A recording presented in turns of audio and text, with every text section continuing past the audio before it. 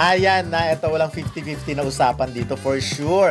Kim Pao, mahirap nang matapatan ng ibang love team. So, oo naman, mahirap, ikailang mahirap, puro mahirap pa, ikailang mahirap nang matapatan ng tambalong Kim Pao ni Nat Kim Cho at Paolo Avellino. Ano man kasi ang gawin ng anong projects, advertisement ultimo sa pag-workout ay nakasundo na ang kanilang mga fanay. Nakasunod ang kanilang mga fanay na laging kinikilig. Hindi rin kasi seasonal ang love team nila dahil consistent sila sa mga tao. Yun nga ang sinasabi namin. Ay, ano yun? Consistent sila sa mga tao. Diba? Yun yung parang hindi kailangang mag-project para lang mapag-usapan. Hindi kailangang planuhin. Talagang, ito yung tandem na parang pag nasa stage na sila, matic na. Automatic yung mga galawan. Hindi na kailangan, parang eto yung pag-usap. Mamaya pag nasa stage tayo, ganito, ganyan na. Hindi nagiging natural. Kasi ang Kim Pao talaga very natural. Kasi si Paolo, hindi mo siya pwedeng utusan ng parang kailangan i-stage ang lahat-lahat sa stage. Meron tayong tinatawag na mga on-screen at saka off-screen. Diba? Meron tayong tinatawag na artista. May tinatawag tayong showbiz. Ibig sabihin ng showbiz, yung nagpapakita lang na parang showbiz ka lang. Diba? Sarap ng mga tao, parang uma-acting ka lang, artista, ganon-ganon. Meron mga iba na pagkatapos sa pag nasa backstage na, parang wala na. Parang ano na, ganon. Parang na magpakilig lang yung mga ganon. Parang sila Rufa Gutierrez at Aljon Jimenez nung araw. Oo, mga ganon lang. Pero, eto sa kanilang dalawa, walang artista talaga. I mean, yung harutan nila sa entablado, natural. Wala kang makikita na kahit ano. Siguro dahil nagkakaintindihan, nagkakaunawaan, meron na silang sani-puwersang pagmamahalan. So, lumalabas yun ang kusa sa kanila. At ang nagbe-benefit naman nito, sa totoo lang ang nagbe-benefit nito, yung mga kanilang mga panay na naghihintay ng mga ganitong ayuda na nakakapagbigay talaga ng saya. At kung po pwede nga lang na yung mga pilay, yung mga pilay, di ba, may mga iniinda ay gumaling, ay talagang gagaling. Sa sobrang inspired, sa sobrang sayang na ibibigay ng Kim Pao. Yun nga yung napag-usapan din natin, yung sinabi ko, himayin natin ngayon kasi may mga nakilala na, like halimbawa yung sa Kim Pao Republic na nabili ko nga sa SM. Alam kong parang malumanay siya magsalita, pero dahil iba yung ngiti niya, pag pinag-uusapan yung Kim Pao. Kasi nakikita mo naman yung sa itsura ng tao very healthy pa siya, kung physically fit pa siya. Pero ito talaga, nung binubulong niya nga sa akin na Kim Pao Republic kami. Tapos parang sinasabi niya na nagiging masaya talaga siya dahil doon. Napakarami. Sa araw-araw, dumadami yung mga kakilala namin na alam mong ang daming pinagdadaanan. Pero dahil sa Kim Pao, lumiligaya sila. Yung mga nasa bahay lang na naiiwan, na mag-isa lang sila, lalo na sa abroad, lalo ngayon na karamihan ko na sa US, di ba sa Europe na ang lamig-lamig na tapos naiiwan lang sila doon, ang tangi lang talaga nilang libangan ay manood ng telebisyon or manood ng mga shows at mag-idolize ng mga artista, ng mga love teams katulad itong Kim Pao. Alam nyo, nakakausap ko si Tita Jocelyn Macani. Sinasabi niyang gano'n na meron siya pinagdadaan ng health issues, pero kapag ka napapanood niya na ang Kim Pao, ay naku talaga namang sumisigla siya. Wala yung mga nadudun kasi sa abroad, lalo yung mga senior citizen na nadudun lang sa bahay, na naghihintay lang na bumalik yung mga kanilang mga anak, mga apo. Alam niyo, ang karami lang talaga niya para ang karami lang talaga nila yung mapasaya sila ng mga iniidolo nilang mga artista at mapaglabanan yung lamig at lungkot. Biruin nyo, kasi dito sa Pilipinas kasi paglabas mo, di ba?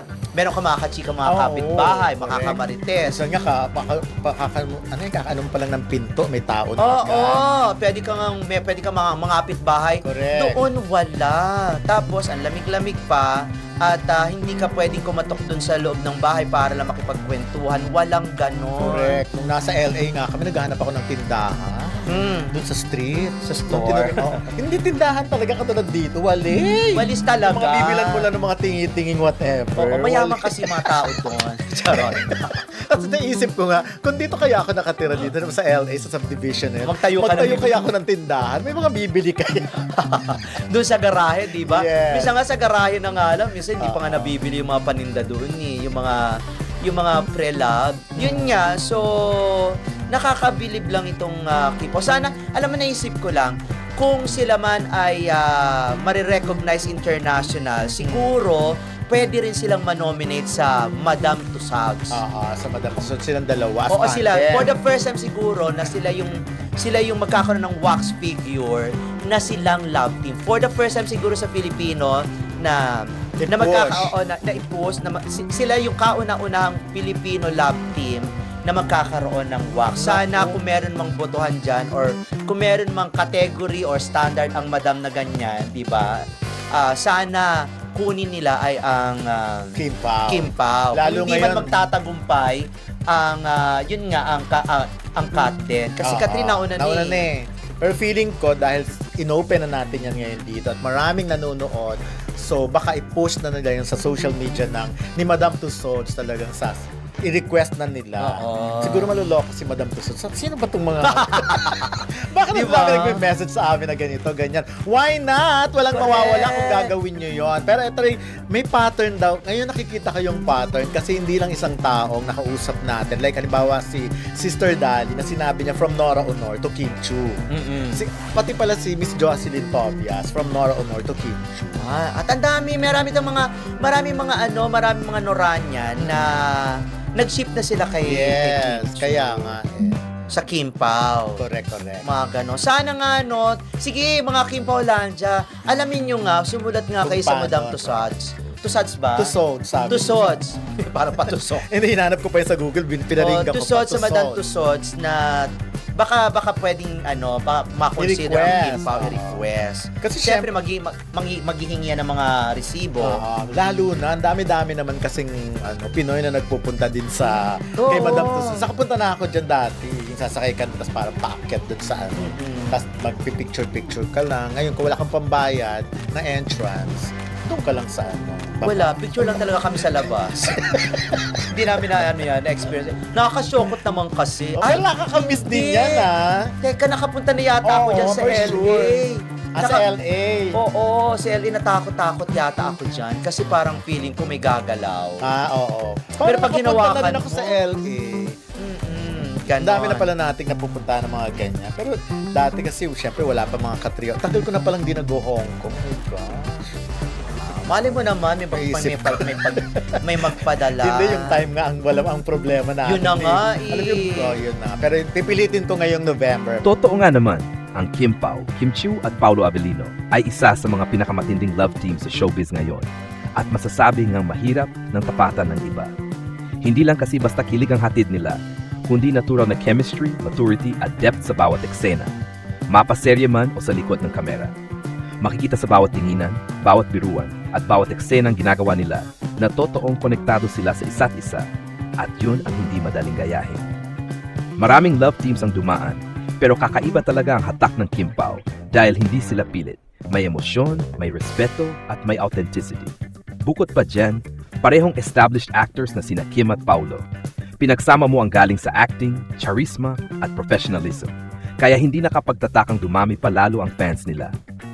Marami ang nagsasabi na iba ang kilik ng Kim Pao kasi hindi lang ito para sa mga teenagers, pati mga mature viewers na dadala rin sa chemistry nila. Sa panahon ngayon na sandali lang tumatagal ang mga bagong love teams, ang Kim Pao ay nagiging simbolo ng isang tunay at solidong tambalan. May lalim, may respeto, at may kwento.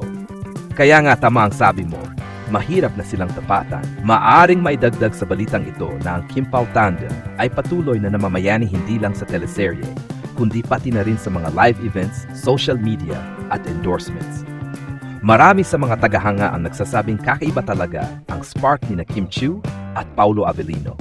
Isang kombinasyon ng old school romance at modern charisma.